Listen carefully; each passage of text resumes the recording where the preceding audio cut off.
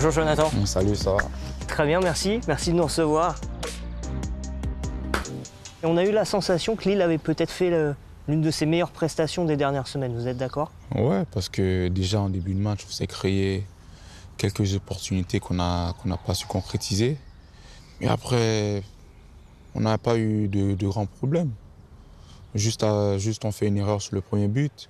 Et après, ça nous coûte en plus juste avant la mi-temps. Alors c'est sûr, ça fait un coup au moral. Et on a égalisé 1-1. Et après ça, je pense que le match s'est ouvert un peu. Et malheureusement, on prend ce deuxième but et on perd le match. Vous étiez à 12 buts à la mi-saison, un seul but en 2022, ça fait 13 en Ligue 1, 17 toutes compétitions confondues. Comment vous avez envie d'expliquer ces performances statistiques de l'année civile? Ouais, bien sûr, ça a été une année très compliquée en 2022, comparée à la saison que j'ai eue en 2021.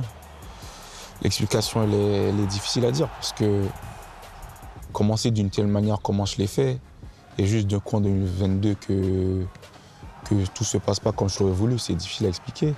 Après, peut-être que l'enchaînement de tous les voyages, de tous les matchs, que aussi que l'équipe, on n'était pas spécialement dans une très bonne période en 2022.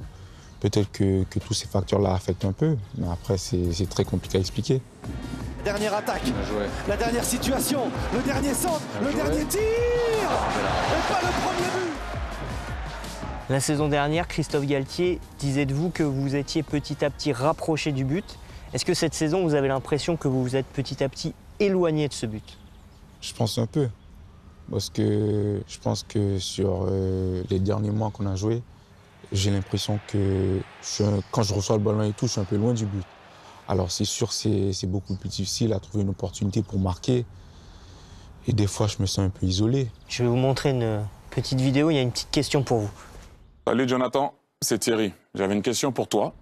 Parce qu'on sait que quand tu pars en transition et une équipe et leur ligne est assez haute, en général, tu es à l'aise. Mais quand tu as l'équipe qui est assez basse, tu souffres un peu.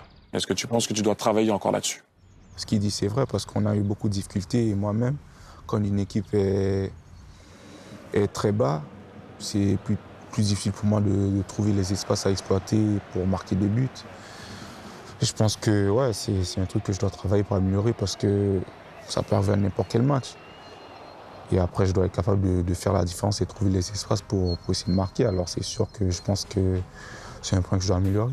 On va parler maintenant de la saison collective du LOSC. Quelle est la principale différence que vous voyez entre le Lille de la saison dernière et celui de cette saison? C'est peut-être défensivement.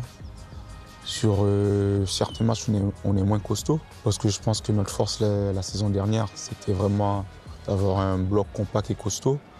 Et on était très difficile à jouer. On ne réussit pas à trouver un peu ce petit truc qu'on avait l'année passée pour faire la différence. Est-ce que vous avez eu du mal à assumer ce titre de champion de France? Non, je ne pense pas qu'on a eu du mal à l'assumer.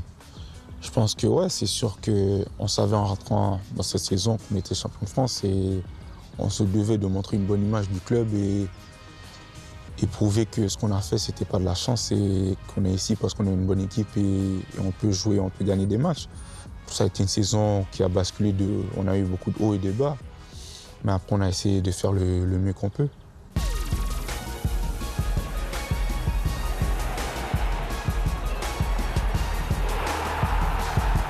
Comment il vit ce groupe sur ces dernières semaines quand on sait que beaucoup de joueurs se posent des questions par rapport à l'avenir? On sait qu'il peut arriver beaucoup de choses pendant la fin de saison et profiter le plus qu'on peut avec ce groupe qu'on a vaincu beaucoup de choses fantastiques et des émotions extraordinaires avec. Tout est possible.